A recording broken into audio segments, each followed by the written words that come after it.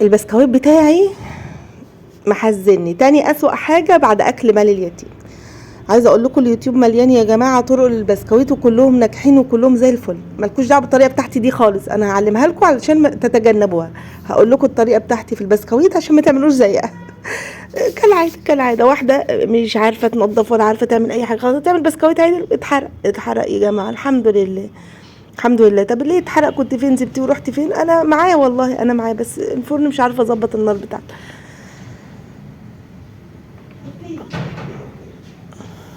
انت شاطر بجد، انت احسن من دول واحسن من كل اوعى بقى. برافو عليك والله. لا اسم الله يا اسم الله يا اسم الله يا يلا شغل على طول.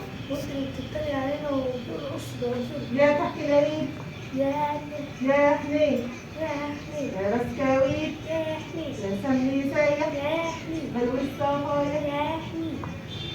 شغل بالراحة كده. وسط يا حبيبي، خير الامور الوسط.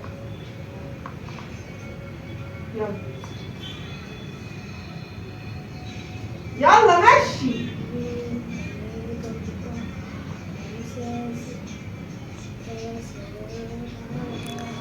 طبعا انا هقول لكم على الطريقه وهقول لكم على كل حاجه دلوقتي، بس قبل ما نبدا بقى في الفيديو صلي على الرسول. اللهم صل وسلم وبارك على سيدنا محمد افضل الخلق وعلى اله وصحبه وسلم. يلا حطي لايك بقى للفيديو في السريع كده واشتركي في القناه لو لسه ما اشتركتيش. وتعالي هقول لك ازاي يعني بصوا انا هقول لكم على حاجه. بهزر طبعا، البسكوت طعمه حلو جدا وكل حاجه، بس هو اتحرق مني شويه كده، اتحرقوا مني. بس يعني بصي اقول لك على حاجه، اليوتيوب مليان طرق تحفه، كله بسم الله ما شاء الله ابدع في صناعه البسكويت بتاعه العيد. اختكم بقى اللي عندها عكوسات في حياتها ما تفهموش في ايه بالظبط، كل حاجه في حياتها كده معقده، كل حاجه معقده. بس حبيت برضه انقل لكم تجربتي واقول لك ازاي بسكوت العسل ده عملناه، ويكفي كده فرحه احمد وهو ماسك المكنه وبيدورها لي، وذكريات زمان الجميله. بس بقيه العيال خلاص كبروا ومشغولين في حياتهم، فما فيش الا هو حمودي الصغير بقى هو اللي ايه الحاجات دي بتفرحه وبتسعده كده. قلت له يلا تعالى، فرح جدا جدا. مش عشان هو هيمسك البسكويت والمكنه وكده، لا عشان ابوه في التوقيت ده قال له يلا عشان نذاكر يا احمد. فعمال هو طبعا صايم وتعبان ومش عايز يذاكر ومش بيحب المذاكره هو، فيعني ما صدق ما قلت له تعالى اعمل معايا البسكوت. لا يا بابا ده ماما عايزاني، ما ينفعش اسيب ماما لوحديها، والله ما ينفعش اسيب ماما لوحديها. طب كويس والله. المهم ايه زي ما انتم شايفين بقى كده قاعدين انا وهو بنعمل بسكويت، وطبعا الفرن بتاع البوتاجاز كانت ناره هاديه قوي، فقعدت اعمل في حاجات كده شويه حيل عشان النار تشد معايا، فطبعا النار شدت بزياده فاتحرق جزء من البسكويت معايا زي ما هتشوفوا معانا في الفيديو دلوقتي. قبل ما نبدا بقى في الفيديو يلا حطي لايك كده في السريع للفيديو، واشتركي في القناه لو لسه ما اشتركتيش، وفعلي زرار الجرس وشيروا الفيديو علشان الكل يستفاد من الفيديو التحفه ده. لا حول ولا قوه الا بالله العلي العظيم، لا اله الا انت سبحانك اني كنت من الظالمين، استغفرك ربي واتوب اليك. عملت الزهقان مش لاقي حاجة أعملها، فلسه قلت النهارده أشيلها شوية، فقالت لي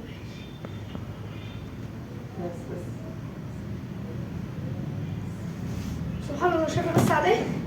يلا بينا بقى نشوف الطريقه والمقادير كل حاجه بالتفصيل الممل. يلا نبدا بقى الفيديو، نبدا بقى في ابو جد بقى، نبدا في ابو جد يا ولاد. هنا بقى كانت البدايه خالص، جبت العجان بتاعي وجهزت طبعا البيض والسكر والسمنه والدقيق وكل الادوات اللي هنعمل بيها البسكوت بتاعنا اهي زي ما انتم شايفين جهزناها. وانا هعمل البسكوت بتاعي بزبده فرن جميله حلوه قوي. جبت كده كيلو قالب جبنه صحيح، قالب زبده فرن ده كيلو، بيبقى كيلو ماشي. حطينا كيلو زبده وهنحط عليه كيلو دقيق، كيلو سكر كيلو زبده ليه كيلو سكر بودره، طبعا سكر مطحون اهو. طبعا لازم اوزن كل حاجه كده عشان يطلع مظبوط زي ما انتوا شفتوا كده في اول الفيديو. معلش احنا ناس دقيقين جدا ولازم كل حاجه تبقى ماشيه بالشعره كده. طيب جيت اضرب بقى الزبده مع السكر كويس جدا، لقيت ان الخليط تقيل قوي على العجان وكتير فهقسمه بقى نصين دلوقتي واضربه على مرتين. هنا كنت كل شويه بالاسباتيولا كده بنزل الجوانب، بس لا خفت على العجان بصراحه لان المضار كتير عليه.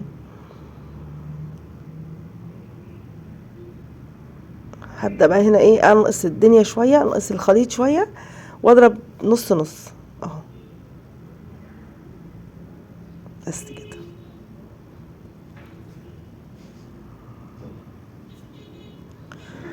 ضربت الخليط بتاعي كويس جدا. بصوا لحد هنا المقادير تمام والدنيا تمام وزي ما الناس كلها بتعمل اهو اهو اهو، الخليط هش كده ونافش وكل حاجة. ما تفهموش بقى بيجي في الاخر كده والدنيا بتخرب معايا. بس يلا الحمد لله يا جماعة، الحمد لله. هنا بقى جبت البيض بتاعي، وكنت طبعا البيض بتاعي كنت حاطاه في بتاع البولة دي مكسراه ومجهزاه يعني. طيب انا هعمل قد ايه دقيق؟ انا هعمل 2 كيلو ونص دقيق. 2 كيلو ونص دقيق ليهم قالب زبده اللي انت شفتيه ده، وليهم كيلو سكر بودره، وليهم حطيت 12 بيضه. انا حطيت 12 بيضه ماشي. وطبعا الفانيليا بتاعتك اسمها ايه دي، اسانس الحليب، حطيتهم برضو بيدي طعم حلو قوي البسكوت.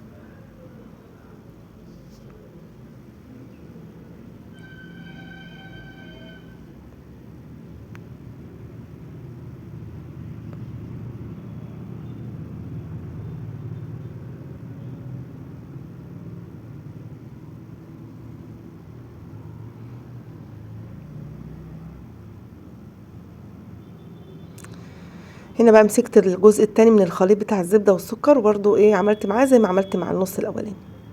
هنا بقى بلحوس الدنيا كده، معلش احنا ناس ما بنرميش حاجه خالص، ما بنفرطش في حاجه.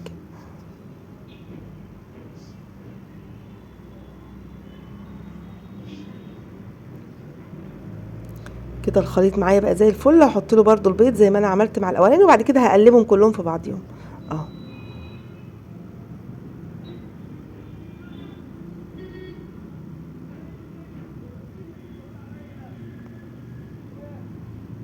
اوبا، حته زبده نزلت يا ولاد، حته زبده نزلت من العجان وانا ما خدتش بالي.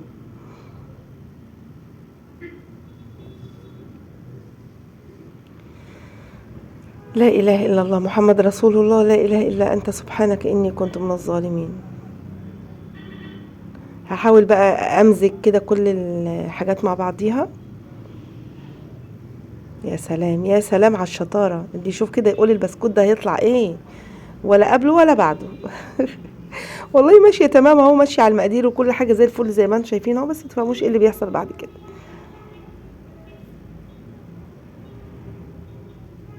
هنا بقى جبت شكارة الدقيق بتاعتي اهي 10 كيلو، بعمل بقى منها الحاجات بتاعتي الحلويات يعني.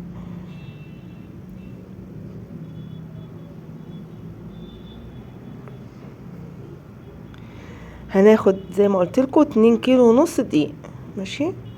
طبعا جبت هنا شويه لبن ودوبت فيهم النشادر، سبتهم بس كده على جنب يهدوا شويه.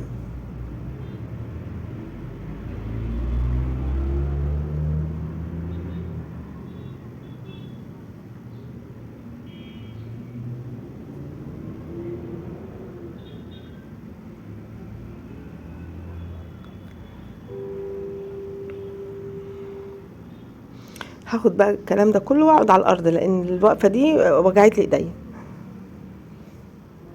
خلاص هنا كنت عملت بقى العجينه بتاعتي وسبتها كده ايه تستريح قيمه 10 دقايق كده ولا حاجه، على ما نظبط المكنه بتاعتنا ونظبط الصواني والدنيا والطبليه، ونبدا نشتغل انا وحمودي القلبي. حمودي ده القلب من جوه، قلبي قلبي سبحان الله. العيل الصغير ده اخر العنقود ده بيبقى ليه يعني معزه خاصه كده والله. ربنا يحميهم يا رب جميعا. هنا بقى عمال يتفزلك عليا وعامل بقى ان هو ايه ولد بقى يعني سوبر مان، وشغال جامد جامد. خلع لي المكنه من المكنه. يا حبيبي بالراحه بشويش. عايزه اقول لكم فضل معايا لحد الاخر والله، كمل معايا لحد يعني بصوا ساب لي مثلا ايه عمل معايا 90%، وكان جه في الاخر بقى وتعب على اخر 10% كملت انا.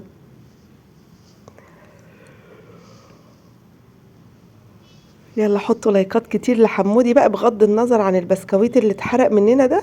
احنا عملنا اللي علينا، عملنا اللي علينا، ما اجتهدنا وعملنا اللي علينا، والباقي بقى ده مش بتاعنا احنا.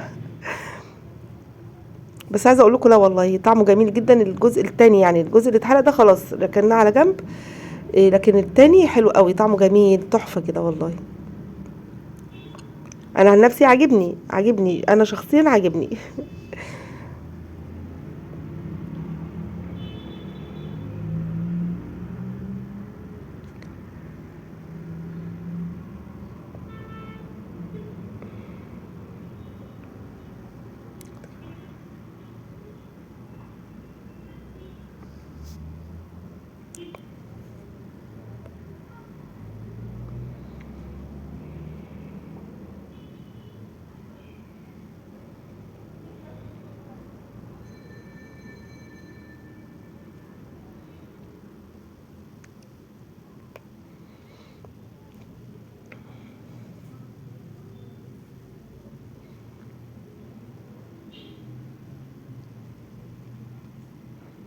مش بقول لكم حركات، احمد ده حركات، عايز ينام ويشتغل، يشغل المكنه وهو نايم، بسم الله ما شاء الله.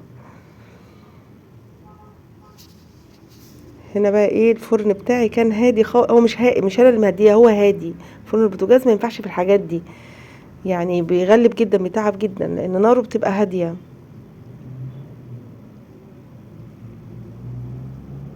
هنا بقى كان شغال وبيقطع مع نفسه، الله اكبر يا مودي، تحفه. ما رضيتش ازعله ورحت ركناهم، بس ايه رصام على جنب كده وكملت تاني.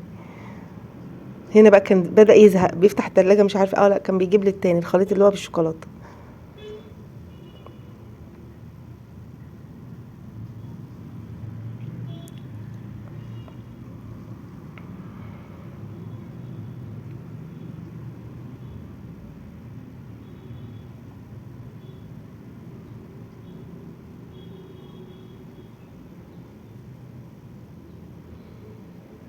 عسل حبيب قلبي يا احمد، ده قلبي من جوه، ربنا يحميه يا رب.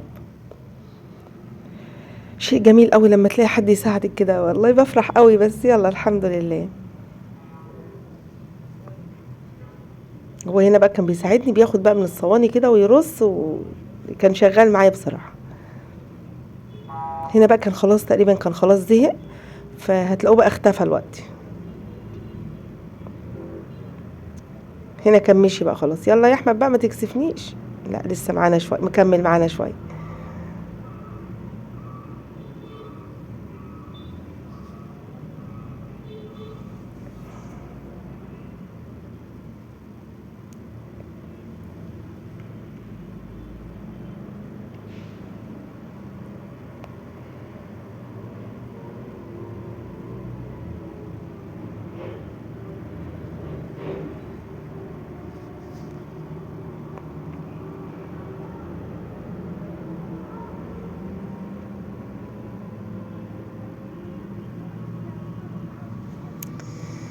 لا حول ولا قوة إلا بالله العلي العظيم، لا إله إلا أنت سبحانك إني كنت من الظالمين. بص، هو البسكوت ولا فرش ولا طالع ناشف ولا أي حاجة، جميل، والرسمة بتاعته حلوة وظاهرة كده وكل حاجة. بس هو المشكلة في الشوية اللي اتحرقوا دول، زعلوني بقى. لكن هي كطريقة وكمقادير تحفة، وريحته مالية البيت كده وجميلة، تحفة بجد.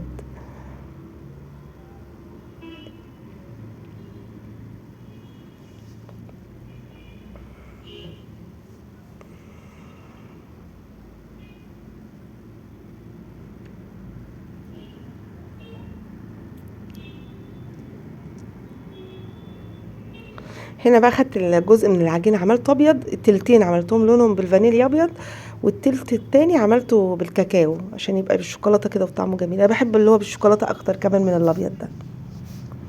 جيت بعد كده بعد الفطار بقى، بعد ما دقت قلت يا ريتني كنت كله عملته بالشوكولاتة، بيبقى طعمه تحفة.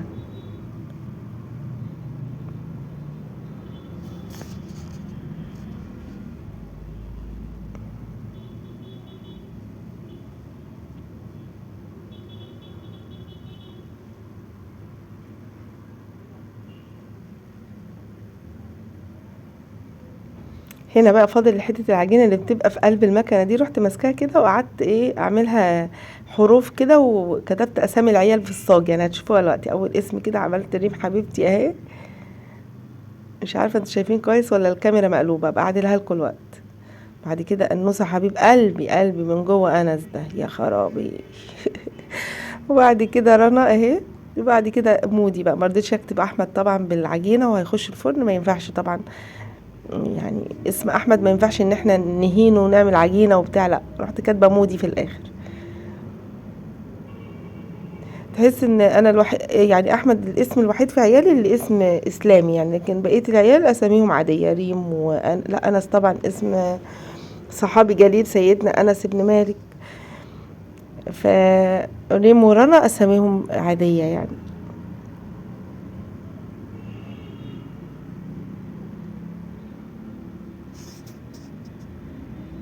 هنا بقى بشيل الشوية اللي اتحرقوا دول على جنب، وبقية البسكوت معايا زي الفل، وحطيته في الجردل واغطي عليه بقى كده ويترص بقى مع بقية الحاجة ان شاء الله. لسه هنكمل، لسه مكملين يا ولاد، لسه مكملين ان شاء الله.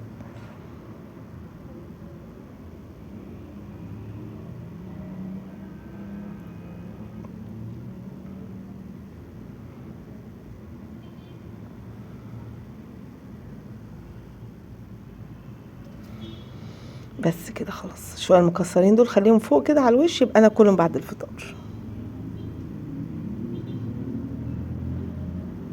هنا بقى اللي هو الجزء بالشوكولاته دوت اللي هو بالكاكاو يعني، كنت بدور له على كرتونه كده ولا حاجه احطه فيها، مش لاقيه.